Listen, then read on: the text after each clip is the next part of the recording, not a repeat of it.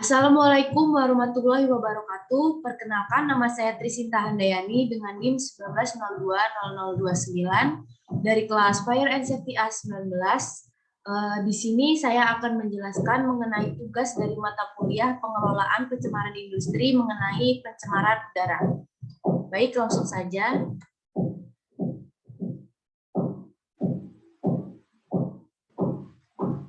Yang pertama itu jelaskan apa yang dimaksud dengan udara ambien. Udara ambien adalah udara bebas di permukaan bumi pada lapisan troposfer yang berada di wilayah yurisdiksi Republik Indonesia yang dibutuhkan dan mempengaruhi kesehatan manusia, makhluk hidup, dan unsur lingkungan lainnya. Yang selanjutnya, apa yang dimaksud dengan emisi udara? Emisi udara adalah suatu zat, energi, atau komponen lain yang dihasilkan dari suatu kegiatan yang masuk dan dimasukkannya ke dalam udara ambien yang mempunyai atau tidak mempunyai potensi sebagai unsur pencemar.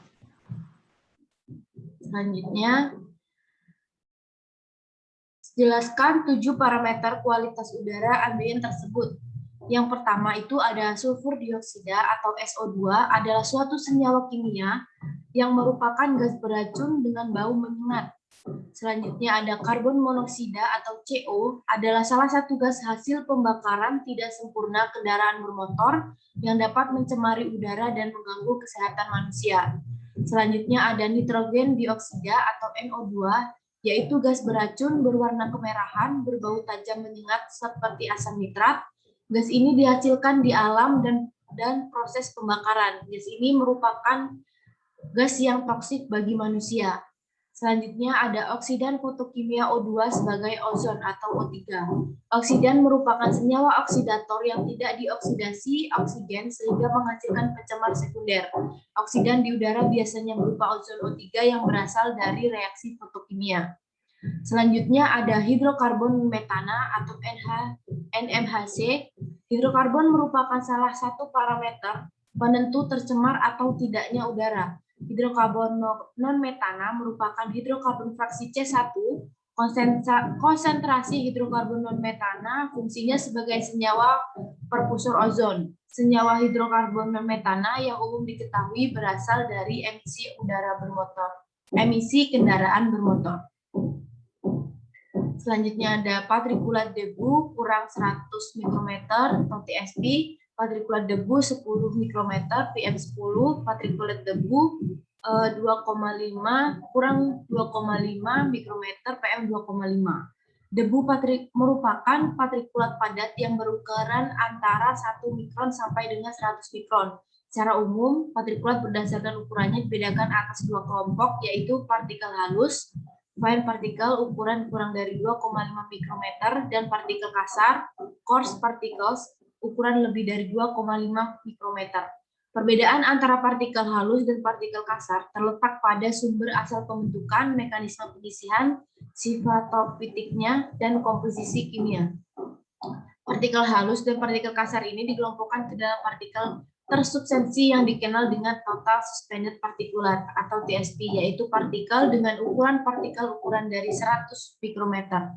Jumlah partikel tersubstansi atau TSP adalah partikel kecil di udara seperti debu, foam, dan asap dengan diameter kurang dari 100 mikrometer yang dihasilkan dari kegiatan konstruksi, pembakaran, dan kendaraan.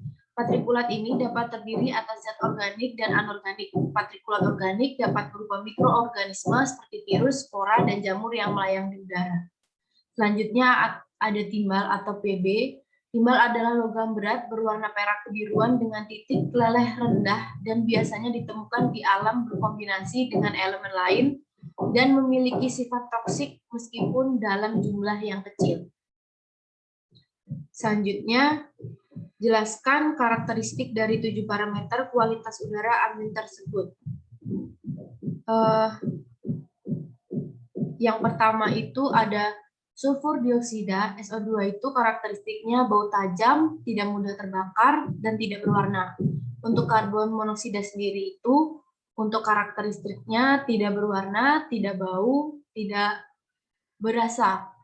Untuk nitrogen dioksida sendiri itu karakteristiknya berwarna coklat kemerahan dan berbau tajam. Untuk oksidan fotokimia O2 sebagai ozon atau O3 itu tidak berwarna, berbau tajam, dan mudah mengoksidasi. Untuk hidrokarbon non-metana itu mudah terbakar dan kemampuan untuk membentuk polimer. Untuk patrikula debu itu sendiri karakteristiknya dilihat dari ukuran dan distribusinya. Dan untuk timbal itu sendiri karakteristiknya berwarna abu-abu kebiruan, mempunyai kerapatan yang tinggi, titik lebur 600,65 derajat Kelvin, dan titik didih 2023 derajat Kelvin. Untuk yang selanjutnya yaitu jelaskan tentang indeks standar pencemaran udara ISPU. Jadi indeks standar pencemaran udara adalah angka yang tidak mempunyai satuan yang menggambarkan kondisi kualitas udara ambien di lokasi dan waktu tertentu yang didasarkan kepada dampak terhadap kesehatan manusia, nilai estetika, dan makhluk hidup lainnya. Indeks standar pencemar udara ditetapkan dengan cara mengubah kadar pencemar udara yang terukur menjadi suatu angka yang tidak berdimensi. Data indeks standar pencemar udara diperoleh dari pengoperasian stasiun pemantauan kualitas udara ambien otomatis. Sedangkan parameter indeks standar pencemar udara meliputi patrikulat, karbon dioksida, sulfur dioksida, nitrogen dioksida, dan ozon. Di sini merupakan tabel dari angka dan kategori indeks standar pencemaran udara atau ISPU. Untuk indeksnya sendiri 1-5 kategorinya baik, 51-100 itu sedang, 101-199 itu tidak sehat, 200-299 itu sangat tidak sehat, 300 sampai lebih itu berbahaya. Baik, selanjutnya. Yang selanjutnya itu jelaskan tentang rentang dan kategori indeks standar pencemar udara atau ISPU. Nah, di sini merupakan tabel tentang rentang indeks standar pencemar udara. Yang pertama, kategori baik.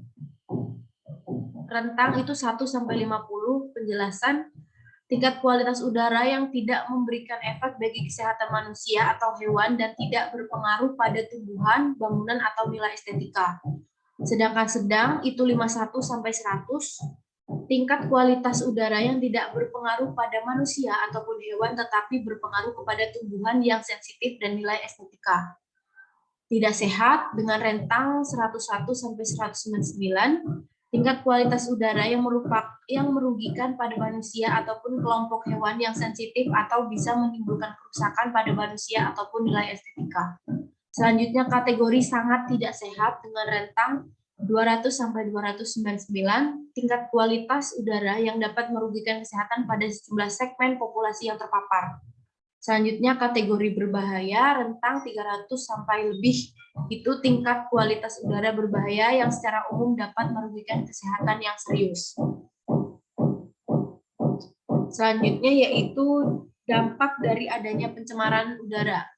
Dampak yang pertama dari sulfur dioksida itu bisa berdampak luka pada beberapa spesies tumbuhan akibat kombinasi dengan O3, bau, meningkatnya kerusakan tanaman, meningkatnya sensitivitas pasien berpenyakit asma dan bronkitis.